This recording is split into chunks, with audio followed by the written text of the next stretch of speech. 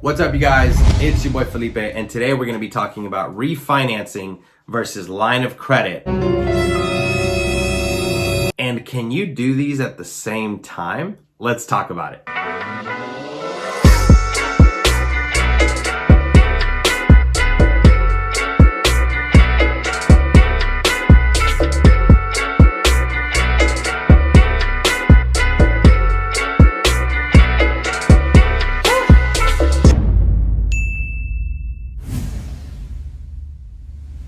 All right, guys, before we get started, though, please hit the like button. It helps a lot. It helps with the YouTube algorithm, and it makes me feel good for making these videos that you guys are watching. So please hit that thumbs up, like button, turn it blue. Helps me out a ton. So I love the strategy, the BRRRR strategy, and I also love the line of credit strategy. Now, I have a passion for the line of credit strategy because you're able to reuse that money over and over again. Now, I recently found out that you can actually do both. Now, I didn't know or think that this was possible. So let me explain. Let's get started first. The BRRRR strategy. Okay, in the BRRRR strategy, you buy a property, you then rehab that property, you rent that property out, and then you can refinance that property, and hopefully you're getting out all of the money you invested or leaving a little bit, cash flowing a little bit less than you were if you didn't refinance, but you got your money back to redo that process. Great strategy. Get your money back, grow a portfolio. Negatives are you're not cash flowing a lot because you're scaling.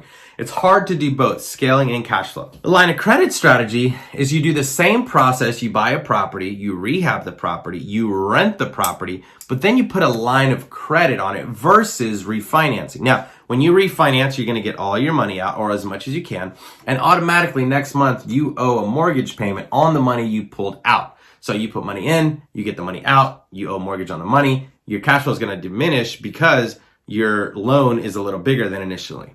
With a line of credit, you don't have to make a payment on that line of credit until you use it. So in the refinance, you take the money, you put it back in the bank because you're not sitting on 100, 200 G's under your mattress. You put it back at the bank, but you're paying interest on it if you're not using it. It doesn't matter. You're paying interest on it. On a line of credit, on the other hand, you have available credit to use and only pay interest on the money you use. I like the line of credit strategy because I don't always have the next deal ready or I haven't identified it. So personally, I like the line of credit strategy better than the BRRRR strategy because I don't have to pay interest on that money the moment that I close, i.e. use the line of credit when I find a good deal. Now, recently I saw that a gentleman BRRRR'd a property and only took out, let's say he put in $100,000 into the rent. So follow me here. He bought a property for $100,000. He put $50,000 into it. Now he's all in at $150K. He BRRRR'd it, so he refinanced the property, but only took out $50K, even though the value came in at like $220 or something. So he took out half of his money on the BRRRR and got a line of credit at the same time for the additional $30,000 or $40,000 that he didn't take out. So he has access to it, but he's not paying anything on it because he knew that he only needed $50,000 for the next rental property.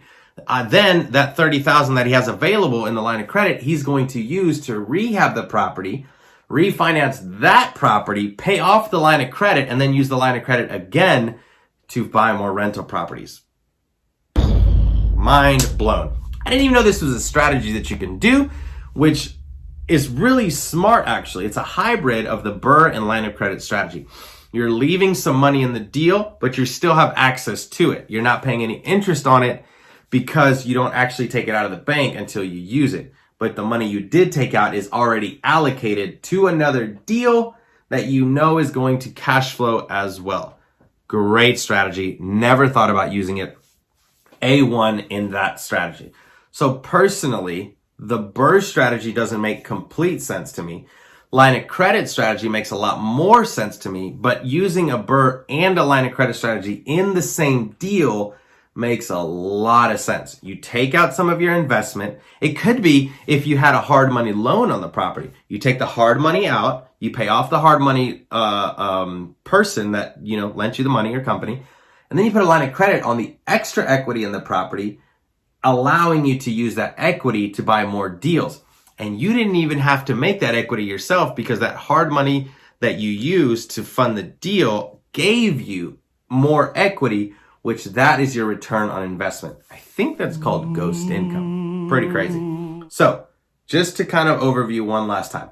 The BRRRR strategy is when you buy a property, you rehab the property, then you rent it, then you refinance it, so you have a larger loan on it, but you have all your money out, and then you can go use that somewhere else, paying interest on it the moment you close. Line of credit strategy, you do the same process, but instead of refinancing, you have access to the equity, but you don't use it until you have a deal ready.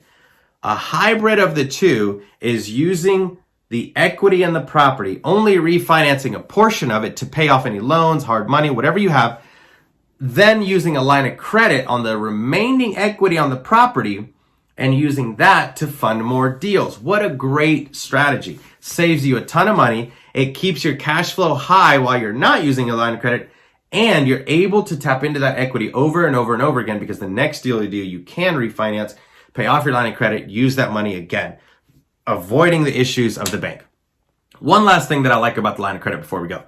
Reusing the line of credit doesn't require you to pay closing costs over and over and over again, because closing costs only happen when you refinance the property and in your loan. Your line of credit does not require you to pay any money every time you draw from it, only your interest, because it's not a new loan. You're reusing the same loan over and over again. So you're saving the money from the closing costs that banks charge by using a line of credit versus a refinance. Think about it. Do you want to grow a portfolio that you use over and over and over again the same amount of money without having to pay closing costs, or a refinance where you're paying closing costs every single time you refinance a new property?